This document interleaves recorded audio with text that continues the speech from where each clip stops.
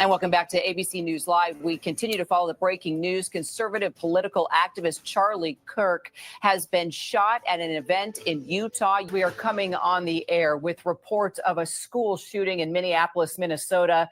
That shooting occurring at Annunciation Catholic School. All of this during the first week of classes. Breaking news in Minnesota, where the manhunt is now underway for the person who shot and killed a lawmaker and her husband. A second lawmaker and his wife were also shot. The two separate shootings are said to be targeted political violence. The fatal shooting of controversial conservative political activist Charlie Kirk is the latest in a series of high-profile killings across the United States that have raised alarms about the increase in political and gun violence in this country.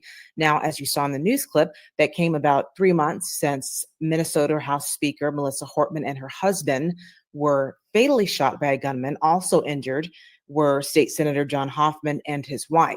Now, authorities say in that case, the gunman had a hit list in his possession with Democratic lawmakers on it. The same day Kirk was killed, two Colorado high school students were fatally shot, and the 16-year-old gunman then turned the gun on himself. 2 weeks ago, a man opened fire at a Catholic school in Minnesota, killing 2 children and injuring 18 others. But in that same timeline, there were hundreds, if not thousands, of incidents of gun violence across the country, and many of them fatal. And while we may not know the motives behind those incidents, what we do know is this: this country has an issue with gun violence. We are living in tumultuous times, and too many people who should not have access to a gun get their hands on one. But before we unpack all that, if you like this kind of content, don't forget to hit subscribe. It supports the channel. Joining me today is Nicole Golden, Executive Director of Texas Gun Sense, an organization that seeks to end gun violence through education, partnerships, and policy change. Welcome. Thank you. First off, I wanted to get your reaction to the reactions to some of these high-profile killings that we've seen across the nation of late. Some of them were mass shootings, and some of them had very specific targets. Again, what is your reaction to those shootings, and what does that say about our society and given what we've seen? Yeah, I mean, let me just say, last week was personally super difficult, like deeply upsetting, because I'm a human being. We all are. We all have loved ones that we worry about, and we all watch these headlines like run by us, and just, it's a lot to take in. It's a lot to hold. So let me just say that, like, if anyone else is feeling that way, I certainly have been feeling that way. And I think we all share that. So just, last week there were back-to-back major shootings.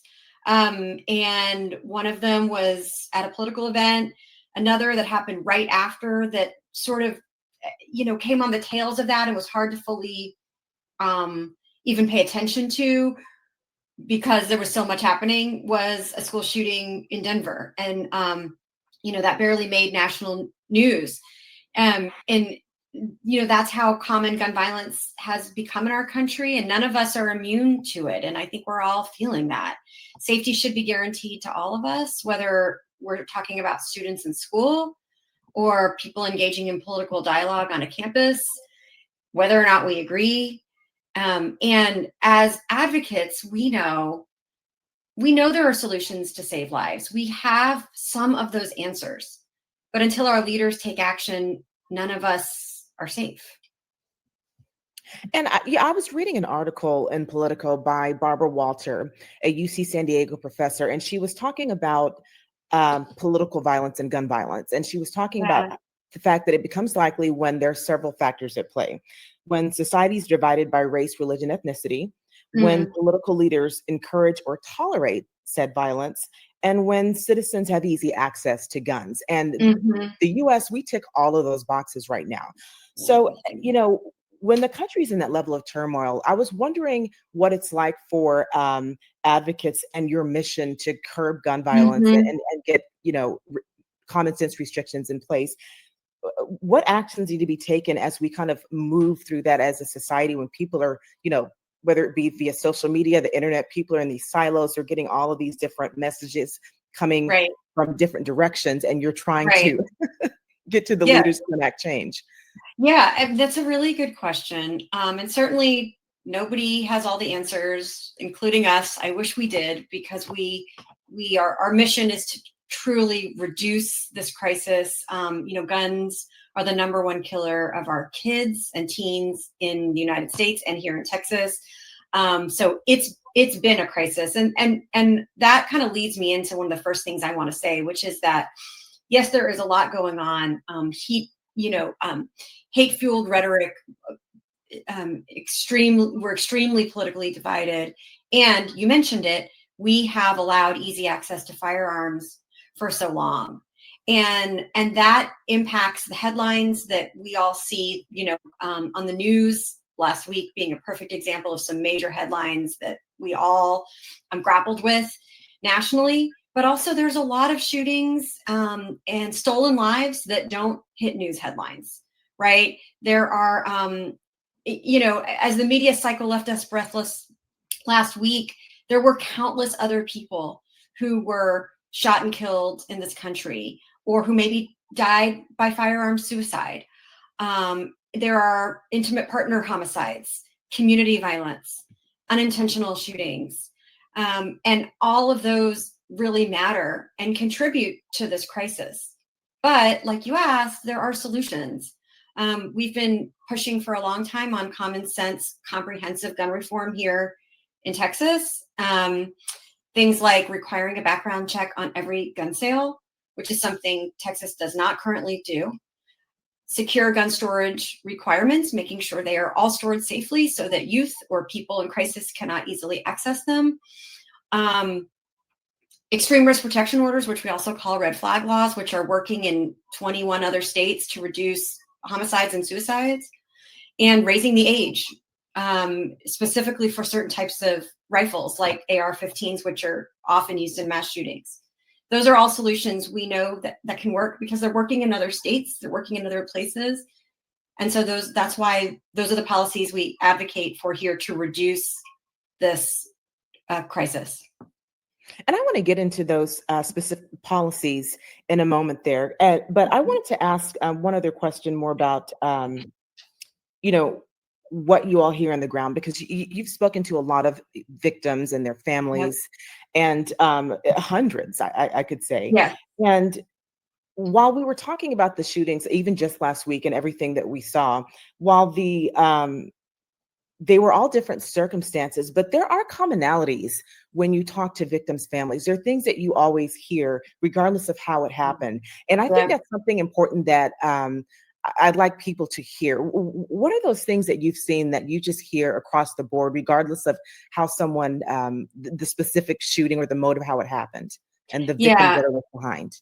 I mean, we take our partnership with survivors of gun violence really seriously. Their stories are what we believe should be front and center in the advocacy that we do. Leaders need to hear them. The legislature needs to hear them. The nation needs to hear them. And we have partnered closely with survivors from major mass shootings like those in Uvalde and others. And also we have met many people along the way who have lost someone due to a tragedy that maybe didn't grab news headlines, like a suicide or something else that deserves equal and urgent attention. And what I often hear is we want to honor our loved ones through action. I hear that a lot. Like, survivors are coming forward, sharing the most heartbreaking stories you've ever heard, and getting themselves to the Capitol, even as they are still healing and working through tragedy, because they want to honor their loved ones and their lives through action. They want to prevent other people from experiencing the heartbreak and trauma that they've experienced. And they don't want any of us to forget their loved ones. And those are the kinds of things we hear a lot that I think are extremely compelling. And I wish everyone could sit down at one point and just listen to some of these stories, because I think it does change you. And I think that's very true, because I myself and just my work have talked to a lot of survivors and victims' families. And it goes to show that, as you said earlier, no one is really immune from this. No. No one ever thinks it's going to be them, but it unfortunately, the way things are going in this country, it could a tragedy could happen at any time. Yeah, I mean that's how I'm feeling. I have felt this way for a long time, and many of the people in my area of work have as well. When we say goodbye to our kids in the morning and send them off to school, we take that moment to think, I really hope they come home at the end of the day. That is no way to live. And I think last week, a lot more people were feeling that, like, wow, this could happen to me or someone I know at a campus event. This could happen to my child when they go to school. And no one is immune, and it means that we are all, on the same, we are all starting from the same place here. It also means it's going to take all of us to move forward and reduce this crisis and make our world and country safer and better for all of us. And on that note, you had even mentioned earlier, we were talking about some of the mass shootings that we've had in Texas. We've had a lot here from Uvalde, the El Paso massacre, Sutherland Springs, the Allen massacre. I mean, the list goes on and on. And we've seen our lawmakers routinely ease restrictions. In 2021, our legislature removed licensing and training requirements to carry a handgun in public. And, can you talk about even just that specific easement that our lawmakers did, how that impacted gun violence? And then want to talk about some of the other things that you all are advocating for. Yeah, absolutely. You are right. We have seen a consistent and intentional rollback of our gun laws over a long period of time. In the past 2 decades, the legislature here in Texas has passed around 100 laws loosening gun restrictions. And during that time, we've also seen a lot of tragedy. And a lot of these moves the legislature made weren't even really truly popular. You mentioned in 2021 the law that removed requirements for training and licensing to carry handguns. There was an outpouring of opposition, including from major law enforcement associations, and we talked with many gun owners who felt like this was the wrong move, right? So these are not popular. This is popular with maybe a very small vocal minority, and is not in step with Texas's long history of valuing and honoring responsible gun ownership. Texas loses around 4,500 people every year to gun violence or gun tragedies. And so, like I said earlier, there are solutions we know work because we see them work in other places. We can't eliminate this crisis altogether. We wish we could, but we can reduce it through common sense policies. And where do you think that that disconnect comes from? Because that is something to note, that I remember when these things, before they were even enacted into law, there were a lot of these policies were not popular amongst, again, law enforcement and the public, yet they still managed to get to make their way to Governor Abbott's desk. So where do you think that disconnect comes from between, okay, this is what the public is wanting, this is what law enforcement is even advocating for, but yet where the legislature goes in the opposite direction? Yeah, I have been asked that so many times, and I wish the easiest answer I can give you is that the gun lobby has had as its primary agenda for many, many years to ease gun restrictions and to block efforts toward gun reform. And that is what they've been able to do in Texas because of the political makeup of our legislature. And that's just the reality of it. And so there is a disconnect because when we look at polling, for example, of Texans in terms of, like how favorable safe gun laws are, they're very favorable. I remember just off the top of my head with red flag laws, for example, 88% of Texans in polling that came out earlier this year indicated that they support that effort to temporarily restrict access to firearms for individuals who are demonstrating clear warning signs of imminent threat or danger to themselves or others. And it is a legal process that involves a judge, and it's working, like I said earlier, in 21 states in this country right now. And our legislature, in fact, this past session, passed a bill blocking extreme risk protection orders or red flag laws altogether. And in fact, making sure that an out-of-state order is not welcome here, will not be honored here. That's going in the wrong direction. The polling proves it. The conversations we have prove it. So it really is a small vocal minority and powerful special interests that got us here, not because Texans are widely demanding that we make laws like this. For sure. And on that note, we know that the gun industry is a multi-billion-dollar industry, and the lobbying effort, I mean, they spend millions of dollars a year. So Yes. what level of culpability do some of these politicians have when it comes to the gun violence in their state or in their specific, to their constituents, when they routinely go in that other direction? Yeah, I mean, our leaders have the power to turn the tide and to change the direction that things are going in. And every moment that is spent not doing that is unacceptable, right? And our goal is and always will be to continue to push them, to pressure them through engaging their constituents and engaging the public, to demand that they enact common sense gun legislation. And I really do believe that down the road, there will be enough people demanding it that we're going to see change, but we have to work incrementally. And that's really what we do. So we work baby steps, and we work on the things we know we can change right now. We've made great headway on secure gun storage education, for example, in Texas. Texas does pretty well on that. And we can build on that.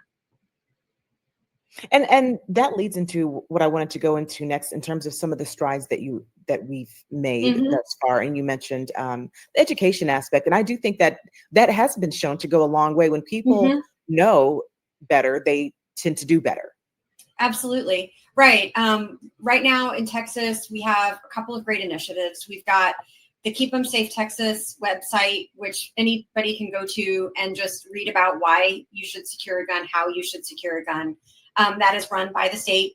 We also require school districts to send secure gun storage information to parents and guardians. There are 5.5 million school children in Texas. That is a lot of families that we can educate and potentially prevent, and we hope prevent, tragedies through taking very simple steps to safely store firearms. That's had a lot of support from doctors and students and teachers and other advocates. And so we know we've been able to make progress, and we're going to keep building on that, but we do have a lot of work to do. There's no question about it. And so for things like, I remember a few years ago when Raise the Age was something that was on a lot of the public's mind. I mean, the public was demanding that, and it didn't, and in Texas specifically, we fell short of that. How does one, in terms of advocacy, turn that level of passion amongst the public into to getting it through the legislator anytime? I mean, can you talk about the steps that could happen and need to happen to maybe bring that up again and maybe get a bill passed and get it forward? What needs to be done, and what part can the public play in that? That's such a good question. I mean, first, let me say advocates, especially the survivors from Uvalde, have worked incredibly hard, and it really should be recognized that they came to the Capitol many, many times during the 88th session in 2023, shared heartbreaking stories, participated in hearings and press conferences, and made historic progress in moving that bill to raise the age to 21 to purchase certain types of rifles like AR-15s. They moved it so far as to get a bipartisan committee vote, which is really historic in a state like Texas. We don't always do things like that. And I think those moments of success and progress do need to be recognized, and we credit it to them, and we were there to support them along with our coalition through that whole process. It was incredibly important to do, and the bill did not make it past that point. So We still have a lot of work to do. It really should have gone for a floor vote, and it didn't. This last session, the bill didn't get a hearing this time. It just didn't, and that isn't acceptable, right? It was the same bill, still has the same high level of support among Texans. I want to say in that poll from the Hobby School in Houston, it was it's 78% of Texans support raising the age. I can confirm that, but again, popular. This is a popular measure, a very common sense measure, and it didn't get a hearing last session. But that is not because advocates and survivors didn't push really, really hard, but those who have the power in the building didn't prioritize it. And so anybody who's angry about that is rightfully so, right? But we're going to keep every session moving things along and bringing more and more people to the Capitol with us. That is including gun owners, doctors, students, people from across the political spectrum. They are out there, and our work is going to continue to be to get them to join us. One aspect of when it comes to gun violence, we often talk about the human cost. But there's also a financial toll as well. And I was reading on Texas Gun Sense website that gun violence in Texas costs $51.3 billion annually. Yes. I mean, that is, can you kind of expand on that and break that down in terms of what those costs mean for people who may not even realize that aspect of this conversation? I mean, it's a really good thing that you bring up, because I do think it's compelling. I mean, we're talking about, medical care, emergency room visits, helping people through the trauma of a gun violence incident in their family. And that does cost. And we could be not only reducing human suffering, but also reducing the economic burden if we put these common sense solutions in place. Why do you think the issue of guns is so polarizing in the United States? I mean, it's amazing to me how much, when we see this, that a tragedy happens, whether it's an individual target or if it's a mass shooting, and people kind of, and I don't want to say, I shouldn't say people, because it's more, I guess, the elected officials kind of go into their stance, but then you see people on the ground, the community, they're suffering, they want change, and it just seems to it seems to be the same scenario that plays out every time. I know. How did we get here? I know. I really believe, and my experience has proven this to me, that it may look extremely partisan on its face, right? And especially if you walk into our Capitol and you hear the dialogue, it certainly feels very divided. But if you talk to your friends and your neighbors and your family members and people who own guns and people who come from different political backgrounds and people with different experiences around guns and gun violence, most often people agree that changes are needed. And when you actually sit down with someone and say, well, do you believe that someone with a documented dangerous history shouldn't be able to easily access a firearm? That someone should have to go through a background check like the one you went through, right, to buy your gun? People will almost always say yes. Do you believe guns should be stored securely so that children can't access them and kill their 3-year-old sibling? People will agree. So I really do think it's been manipulated in a lot of ways to feel so partisan and feel so insurmountable and like it's helpless and hopeless, but that is not true. It really isn't. And I think people agree on it largely. And when also the research is on our side. The research tells us that gun laws work to reduce the numbers of tragedies where they are put in place and effectively implemented. And I also think that if more people realize that the power is in the public's hands, and in the sense that, as you said, most people, when you talk to citizens, most people are actually in agreement. They're not as polarized as it would seem, as that it would seem that people are. That's more of I think a political thing, or maybe if they're on social media, they kind of those voices are amplified. Oh, definitely. And I wonder if more people on the ground knew how much power that they have. I mean, we have the power to put people in office or take them out. Oh, yes. Take them out of office. We can elect someone else if you're not happy with what is going on here. Yeah, you can absolutely do that, right? It's up to voters to be educated on a lot of issues, and I know we're all grappling with a lot, but I hope people are motivated to be educated on this, to look up how their lawmaker has voted. We actually have on our website a vote tracker. It's part of our nonpartisan educational work we provide, that you can see how your lawmaker has voted there on gun laws, good ones and bad ones. There's a record of that. I hope people know that they can look at that. I hope they know that they can call and email their lawmaker and say, I'm extremely disappointed in your vote on this, or I really want you to be a yes vote or a no vote on this, right? And the more calls they get, it does, they get a couple calls and they're like, okay, maybe, I don't know if this is a big deal, but start to get more and more and more. It starts to affect them. They start to wonder, like, what are people hearing and what are people thinking? And it matters, right? What do you think it's going to take to get more common sense gun legislation in place, and for people to stay engaged and activated in terms of reaching out to lawmakers and getting access to that education to find out what they can do to even make change in their own communities, and then maybe regional, statewide, on a national level? What do you think it's going to take?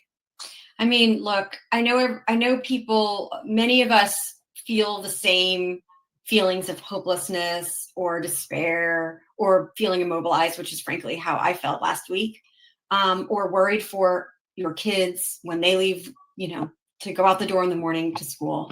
And taking those feelings and getting educated around the issue and then getting activated, whether that's getting engaged with an organization like ours or another one of our partner organizations, and joining us at the Capitol. We have an advocacy day every year where hundreds of people come every legislative year. And there's work that we can do in the interim to, engage. We have a webinar series. We have ways for gun owners to get involved. We have ways for doctors and students to get involved. And for people to know that their voice does matter. And for some people, that means writing a powerful letter to the editor, which is a program we run. For others, it means, helping with student events, whatever it is, it's all extremely powerful. And I'm a big believer, and at Texas Gun Sense, we are believers that little incremental steps really matter, that there's really nothing too small, right? Those small acts add up to big impact, and it's something that you can't lose patience on. You have to kind of know that we're in it for the long haul, which is something we're committed to, and we'd love for people to be here with us. Throughout our conversation, we both of us referred to what the country went through last week in terms of all the headlines. And what do you think our society can learn from what happened last week? Oh, yeah. I mean, it's still a lot, and I think we're all processing it. But I think at the core, I know what I'm thinking, and what we're thinking at Texas Gun Sense, and I hope others are, is that no one should be shot. No, at the very basic level, we all agree, no one should be shot at a political event. No one should be shot on a campus. No one should be shot at school. And that is something fundamental, that we can all start from that place and then look to the solutions we need to make sure that stops happening every day.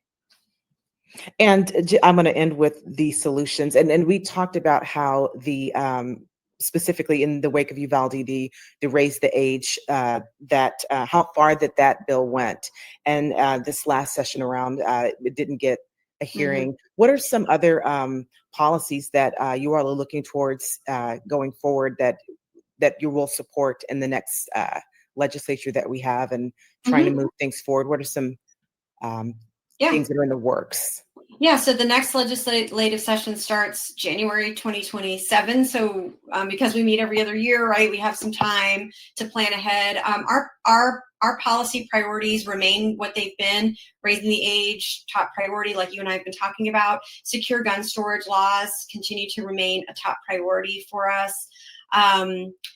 Pushing for background checks on all gun sales, something that is a long-term priority for us. Red flag laws, and frankly, a lot of the work that we'll do and the time we'll spend will be on blocking bad legislation, and that is also extremely important. That's the state we live in. It's the climate we find ourselves in, and so what the bills, every session we do a full review of all the bills that have been filed, and as ones start to look like they're moving forward, we really do everything we can to push back. We were effective last session in pushing back against some really problematic bills that would have, for example, allowed felons to possess firearms, would have lowered the age to carry a gun to 18, a handgun to 18, would have allowed guns in places that they are sensitive places, they don't belong, schools, hospitals, bars, major events.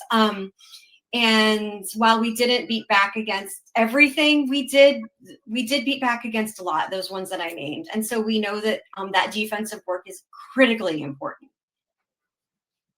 Again, thank you so much for joining me to talk about this subject. And there's a lot more that we can discuss next time around, because it's so vast. And for those of you listening and or watching at home, again, don't forget to hit the subscribe button. It supports the channel. And if you like this type of content, tune in.